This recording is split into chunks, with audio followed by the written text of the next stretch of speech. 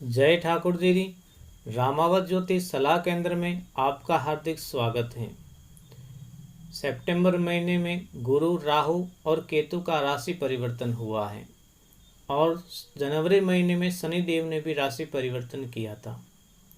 इन सभी बड़े बड़े ग्रहों का राशि परिवर्तन क्यों महत्वपूर्ण होता है, उसकी जानकारी के साथ में आज मैं आपको मेष राशि से लेकर सभी 12 राशियों के ऊपर इन ग्रहों का क्या क्या प्रभाव हो सकता है उसके बारे में बता रहा हूँ। एक बात का ध्यान रखें, जन्म राशि के ऊपर विशेष ग्रहों का प्रभाव होता है और जैसी जन्म कुंडली में शुभ अशुभ स्थिति होती है उसके अनुसार सभी को शुभ अशुभ फल प्राप्त होते हैं। यदि किसी ने बताया कि मेष राशि की ग्रह दशा ठीक नहीं है और आप खुद अनुभव करेंगे कि मैं तो बिल्कुल खुश हूँ, मेरे जीवन में कोई समस्या नहीं है, तो उसका कारण होता है कि इस समस्त भारत में लाखों प्राणी एक राशि के हैं, लाखों व्यक्ति एक राशि के हैं, तो सभी को एक समान फल नहीं मिलते क्योंकि सभी का जन्म समय अलग अलग होता है। तो सभी को अपने जन्म के समय के अनुसार, जन्म की ग्रहों की स्थिति के अनुसार शुभ अशुभ फल अलग अलग प्रकार से मिलते हैं। किसी को शनि साढ़े साथी राजा बना देती हैं तो किसी को रंक। यह आजमाइश करके देखना होता है कि मेरे ऊपर शनि की साढ़े साथी आई है तो कैसा प्रभाव दे रही है। अगर अच्छा प्रभाव दे रही है तो खुश रहो, कोई प्रॉब्लम की बात नहीं, आपकी शनि साढ़े साथी अच्छी जाएगी। अगर प्रॉब्लम में है तो शनि साढ़े साथी के उपाय कीजिए। ये जानकारी के लिए मैं बता रहा हूँ कि किस राशि पर किस ग्रह का अभी प्रभाव है, ताकि आप स्वयं अनुभव कर सके कि आपका समय अभी कैसा जा रहा है। यदि किसी खराब ग्रह की दशा में आपका समय अच्छा है तो वह ग्रह आपके लिए श्रेष्ठ फलदायक है। अब बता देता हूँ आपको आपकी जानकारी के लिए कि शनि देव एक राशि पर कितने समय तक रहते हैं और क्यों इनको महत्वपूर्ण ग्रह माना जाता है। शनि देव एक राशि पर 2.5 वर्ष तक रहते हैं। इसके लिए सबसे ज़्यादा और सबसे धीरे चलने वाले ये ग्रह हैं। सबसे ज़्यादा एक राशि पर रहते हैं और सबसे धीरे चलने वाले ये ग्रह होते हैं। इसके बाद में राहु और केतु। राहु और केतु एक राशि पर 18 महीने तक रहते हैं और गुरुदेव 13 महीने तक रहते हैं, इसलिए इनका प्रभाव सभी राशियों पर कुछ विशेष रहता है। अभी मैं आपको संक्षिप्त में मेष राशि से लेकर सभी 12 राशियों की ग्रह स्थिति व अभी ये ग्रह जिस स्थिति में है वो किस प्रकार का अशुभ फल दे सकते हैं उसके बारे में संक्षिप्त में जानकारी दे रहा हूँ। पहले जानते हैं मेष राशि के बारे में। मेष राशि के ऊपर अभी राहु का खराब प्रभाव नहीं है। केतु अष्टम भाव में है। केतु का मेष राशि के ऊपर अभी अष्टमस्थ होना सही नहीं है। केतु जब अष्टम भाव में होता है तो ये भ्रम पैदा करता है, आकस्मिक किसी भी प्रकार का लाभ प्राप्त नहीं होने देता। व्यर्थ का भय रहता है व्यक्ति के मन में और ससुराल पक्ष से संबंधित भी किसी प्रकार की समस्या रह सकती हैं। लगभग धन के मामले में ये विशेष रुकावट देता है। इसके अलावा शनि और गुरु का मेष राशि के ऊपर कोई भी अशुभ प्रभाव नहीं है। अब जानिए वृषभ राशि के बारे में।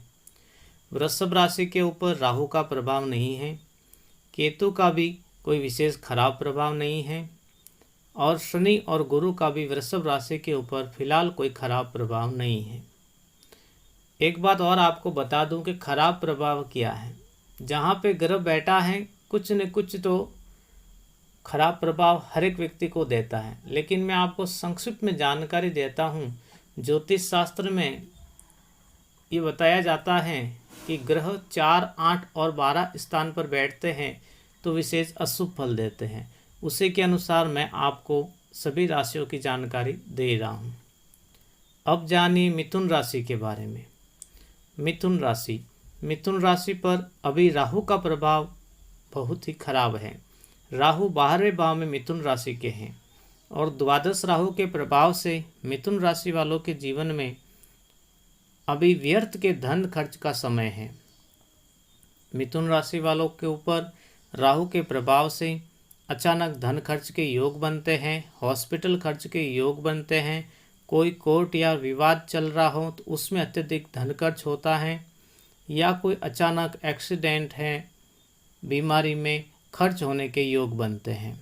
विशेष करके ये खर्च ही करवाता है राहु।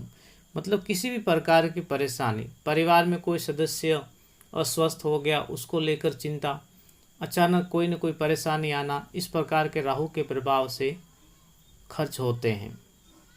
इसके अलावा केतु का अशुभ प्रभाव फिलहाल मिथुन राशि पर नहीं है, और मिथुन राशि के ऊपर शनि और गुरु का भी विशेष अशुभ प्रभाव है। शनि की ढैया अभी मिथुन राशि पर चल रही है, जिसकी वजह से भी व्यक्ति को धन की रुकावट का सामना करना पड़ता है। कहीं पे धन का, पैसे का इन्वेस्टमेंट किया है तो वह पैसे वापस मिलने की संभावना बहुत कम हो जाती है। किसी व्यक्ति में आप पैसे मांग रहे हो तो वो पैसे रुक जाते हैं, और पेट से संबंधित शिकायत रहने की भी संभावना होती है। और शनि के साथ में गुरु का भी अष्टम प्रभाव है। अष्टम गुरु की वजह से भी पेट की शिकायत, टाइफाइड, पीलिया की शिकायत, वात पित्त, कफ दोष होने की संभावना रहती है। विशेष ये भी ससुराल पक्ष की ओर से भी कोई परेशानी देता है। इस प्रकार के योग इन ग्रहों की दशा में प्राप्त होते हैं। कर्क राशि।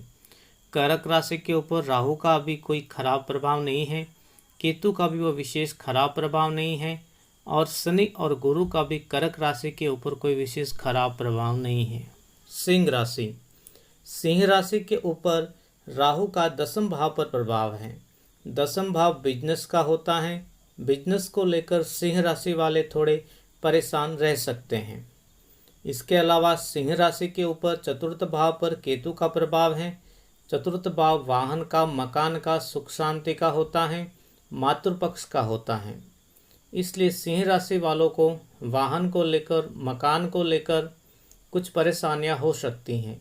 केतु का काम है भ्रम पैदा करना, भय पैदा करना। तो सिंह राशि वालों के मन में केतु भय पैदा कर सकता है, भ्रम पैदा कर सकता है, जिसकी वजह से कोई कार्य में बदलाव करना पड़ सकता है।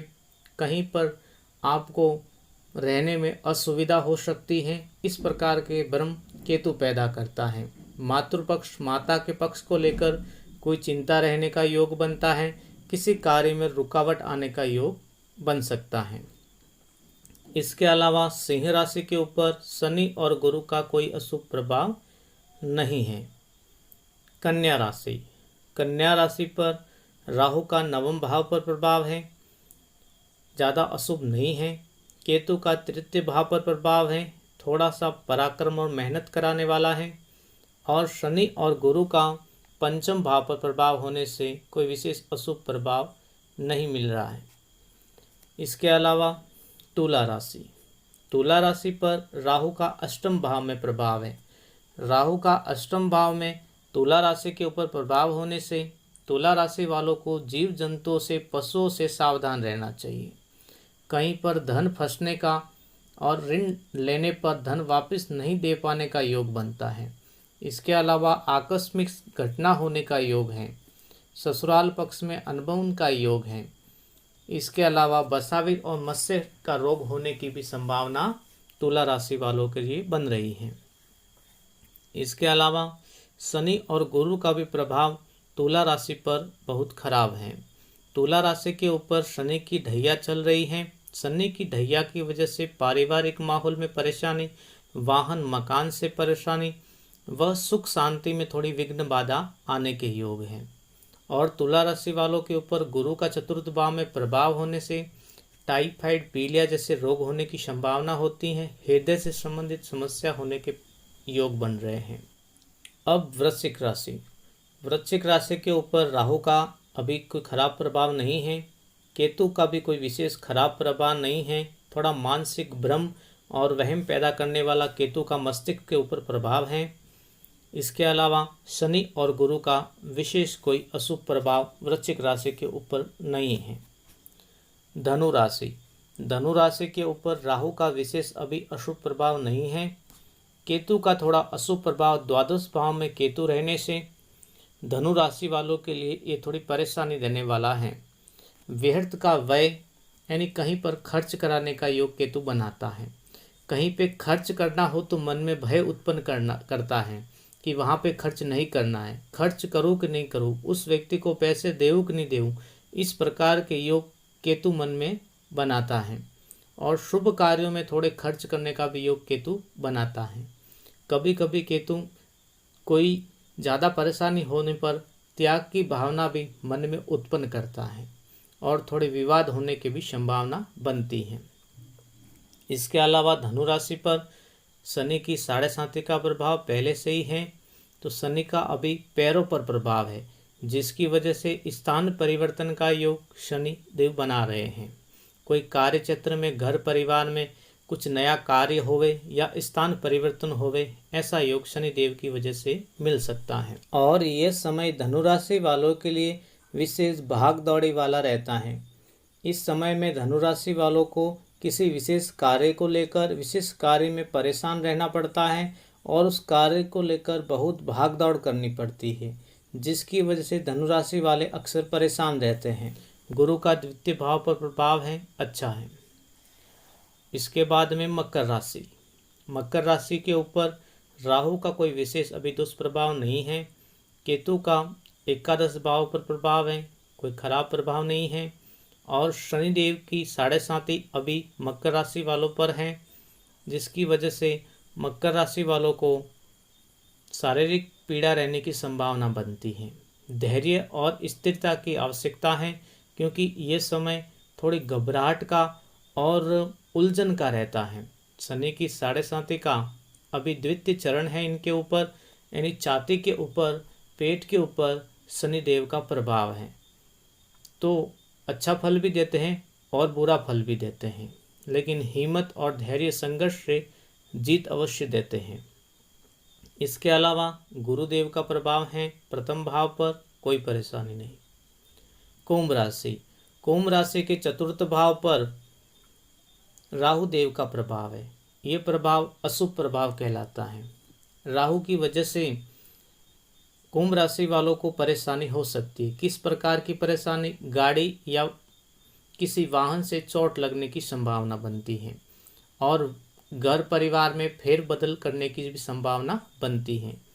यदि आप कहीं पे रेंट पे रहते हैं, भाड़े से रहते हैं या खुद का मकान हो, तो उसमें फेरबदल होने की, स्थान परिवर्तन के योग राहुदेव बनाते हैं। इसके अलावा राहुदेव स्वास्थ्य संबंधी भी परेशानी देते हैं। छाती से संबंधित, श्रेष्ठ संबंधित, स्वास्थ्य से संबंधित हॉस्पिटल खर्च बढ़ाते हैं। चिंता का समय है। माता के पक्ष को लेकर भी राहुदेव की वजह से इस समय में चिंता रहती है। राहु का चतुर्थ भाव पर प्रभाव अच्छा नहीं होता। कुल मिला के सुख शांति को भंग करने का योग राहुदेव बनाते हैं। केतु का प्रभाव 10वें भाव पर व्यापार में थोड़ी मंदी का योग बनाते हैं। शनिदेव का प्रभाव इस समय 7.5 का है। 7.5 कुंभ राशि के ऊपर है, अभी प्रथम चरण में है। मानसिक चिंता का समय है, टेंशन का समय है शनि का कुंभ राशि के ऊपर। इसके अलावा गुरु का भी 12वें भाव में प्रभाव है। कुल मिलाकर ये योग खर्च का है। किसी स्वास्थ्य संबंधी समस्या में खर्च का हो सकता है, अन्य किसी धार्मिक कार्य में भी खर्च का योग बनता है। कुंभ राशि वालों को भी विशेष सावधानी रखनी चाहिए। यदि जन्म कुंडली में गुरु का अच्छा प्रभाव है तो ये प्रमोशन भी कराते हैं, धार्मिक क्षेत्र में उन्नति भी कराते हैं। मीन राशि। मीन राशि के ऊपर राहु का विशेष दुष्प्रभाव नहीं है, केतु देव का भी कोई दुष्प्रभाव नहीं है और शनि और गुरुदेव का भी कोई दुष्प्रभाव नहीं है। मीन राशि पर अभी कहते हैं कि सितंबर महीने से पहले ही मीन राशि के ऊपर से राहु का दुष्प्रभाव दूर हुआ है। पहले वो परेशानी में जरूर थे। इस प्रकार से आज आपने जाना मेष से लेकर मीन राशि तक सभी राशियों का फिलहाल का गोचर फल। ये ग्रह कितने समय तक अशुभ फल देते हैं, समय समय पर आप इस चैनल से जुड़े रहेंगे तो आपको आपकी राशि के अनुसार राशि फल मैं इस चैनल पर अपलोड करता रहूँगा। आशा करता हूँ मेरे द्वारा दी हुई जानकारी को आप पसंद करेंगे। यदि आप मेरे द्वारा दी हुई जानकारी को पसंद करते हैं तो इस चैनल को लाइक, शेयर व कमेंट अवश्य करें। जय ठाकुर जी, जय श्री बालाजी।